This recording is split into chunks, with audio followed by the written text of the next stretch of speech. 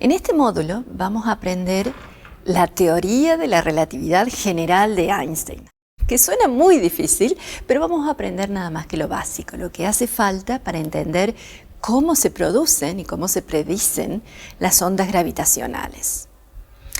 Einstein, ya en los 1900, a principios del siglo XX, estaba pensando en un sistema, en un problema que tenía que ver con el movimiento relativo.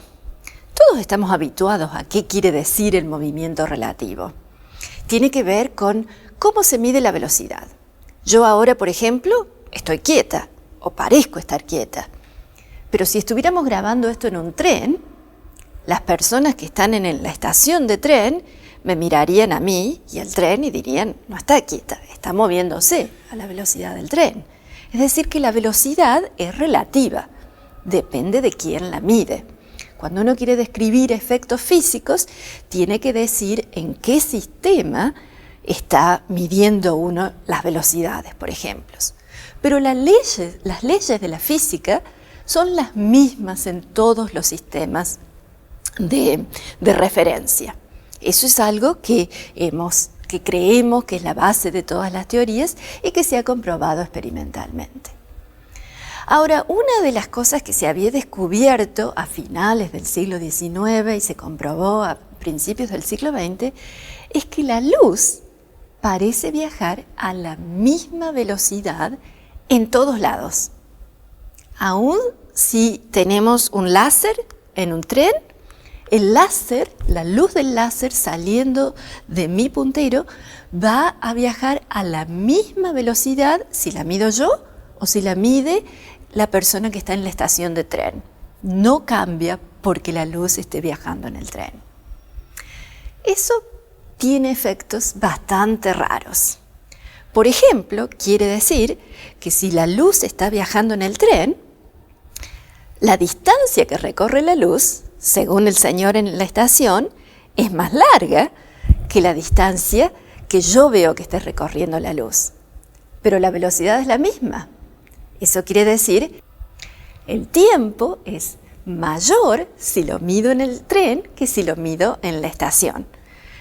Porque no es que la luz esté yendo más lenta en el tren, es que está viajando a la misma velocidad, una distancia en mayor tiempo, porque es una distancia mayor si la mide el otro señor. Es decir, y esto fue lo que Einstein se dio cuenta, le parecía obvio, pero es totalmente contraintuitivo, el tiempo es relativo.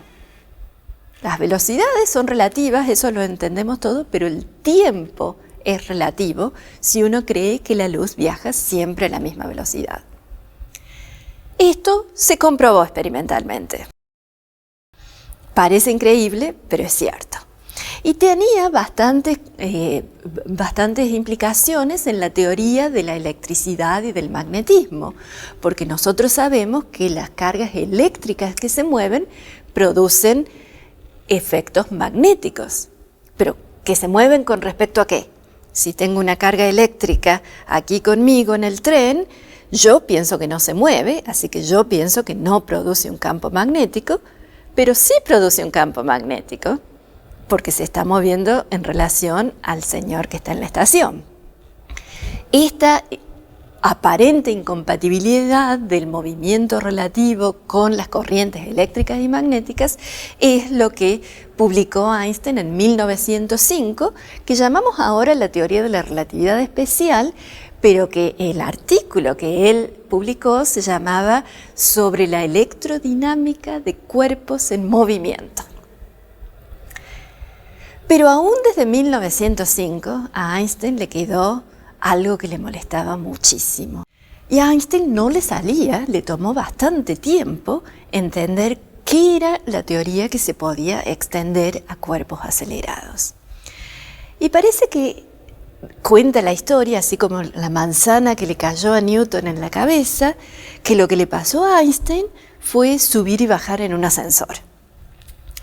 Porque se dio cuenta que el ascensor, como se darán cuenta, como hemos experimentado todos muchas veces, empieza en reposo y luego se acelera si está subiendo. y se acelera en subida y después se pone en reposo de nuevo, desacelerándose. Y probablemente hayan sentido que cuando el ascensor se está acelerando para arriba, uno se siente más pesado, se siente tirado hacia abajo. Y cuando se está desacelerando, llegando al piso al que vamos, uno se siente más liviano. Esto indica que la aceleración se parece mucho a la gravedad. Esa fue la intuición genial de Einstein acerca de este tema.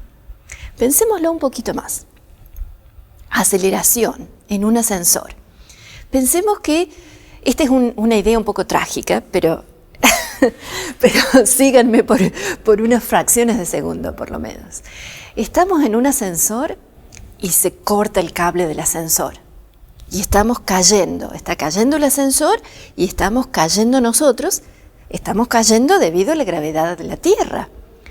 Pero como el ascensor y nosotros estamos cayendo con la misma aceleración al mismo tiempo, la gravedad parece desaparecer. Es decir, la aceleración cancela la gravedad. Y por eso es que si estamos acelerándonos hacia arriba, aumenta la gravedad. Es decir, el efecto de aceleración es equivalente al efecto de la fuerza gravitatoria.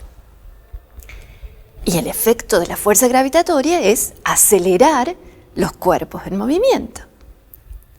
Este es el punto fundamental. La gravedad se debe a los efectos que producen aceleración. ¿Qué es la gravedad? Pensemos un poco antes. Esto en realidad, la gravedad la explicó Newton, pero ya los griegos sabían acerca de cómo se movían, cómo se aceleraban los cuerpos, sabemos nosotros. No sabemos solo que cuando nos tropezamos nos caemos al suelo, no es que saltemos para arriba, sino que nos caemos al suelo, a la superficie de la Tierra, sino también que si dejamos caer una manzana, se va a acelerar hacia la Tierra, siempre hacia abajo, que si dejamos rodar un cilindro en un plano inclinado, va a rodar de cierta manera acelerándose. Todo esto ya lo sabían muchísimos años antes de Newton. Pero Newton inventó una teoría que fue genial en su momento y fue una teoría revolucionaria.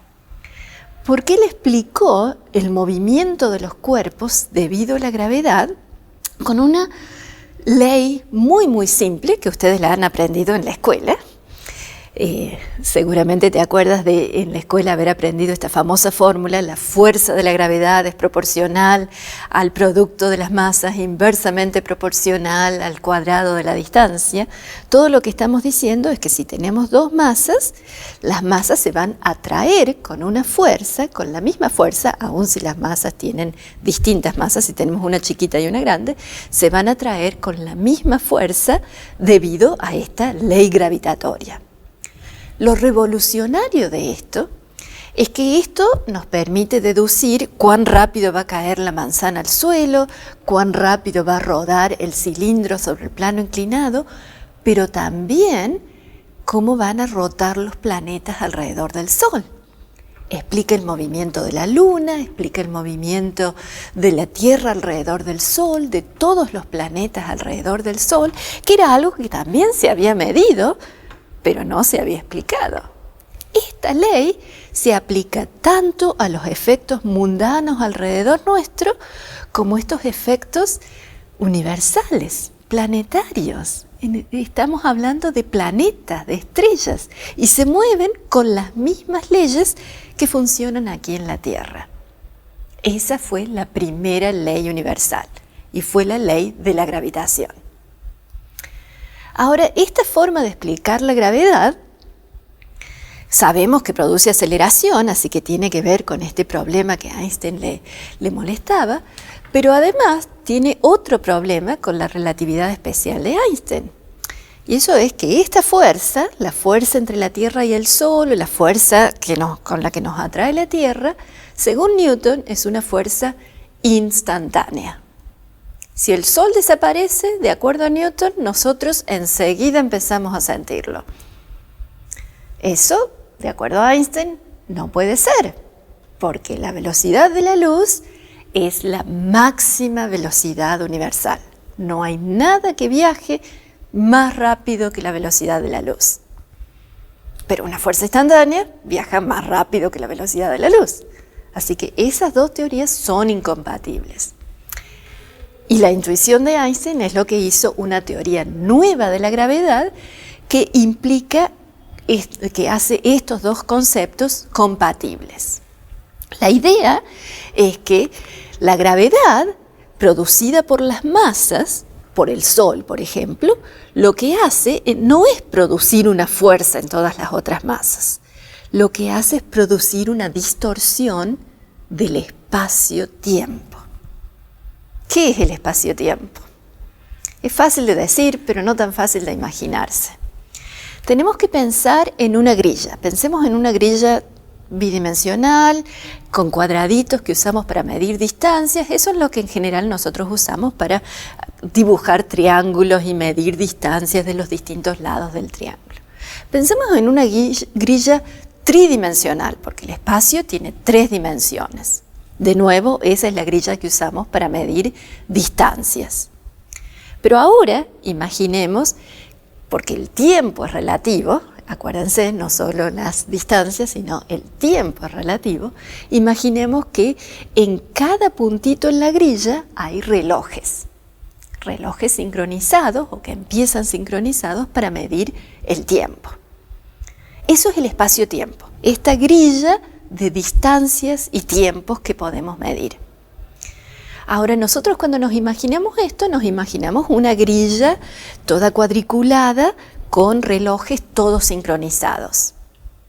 Lo que hace el Sol es deformar esta grilla, hacer que las distancias sean un poquito más cortas, que los tiempos sean un poquito más cortos cerca del Sol que lejos del Sol. Deforman la grilla del espacio-tiempo.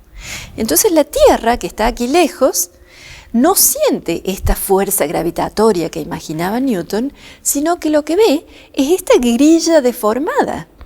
Y en esta grilla, cuando la Tierra quiere moverse, como todas las masas que están en movimiento quieren seguir moviendo, ve que es más fácil no seguir derecho, sino seguir la curvatura de esta grilla. Y eso hace que la Tierra gire alrededor del Sol. No que haya una fuerza instantánea gravitatoria, sino que existe esta curvatura en el espacio-tiempo que produce el Sol, que la Tierra siente y entonces sigue este espacio-tiempo curvo. La Tierra misma, también como tiene masa, produce también una hendidura, como si fuéramos nosotros en un colchón. Esa es la imagen que a mí me gusta pensar. Es como si la masa produjera esta hendidura en el espacio-tiempo y también esa hendidura está sentida por el Sol. El Sol se mueve un poquitito, bastante menos debido a la Tierra, porque ve esa curvatura en el espacio-tiempo producida por la Tierra. La matemática de esta teoría es muy, muy, muy complicada. La fórmula de Newton es muy simple. Podemos escribir la fórmula de la teoría de la relatividad general, que es esta teoría de gravedad de Einstein, pero es muy complicada. Tan complicada que en realidad calcular las predicciones, algunas predicciones las hizo Einstein al principio, las que eran más directas, las que él tenía más intuición, pero en general son muy, muy complicadas. Y llevó muchos matemáticos y muchos físicos a entender esta teoría en detalle.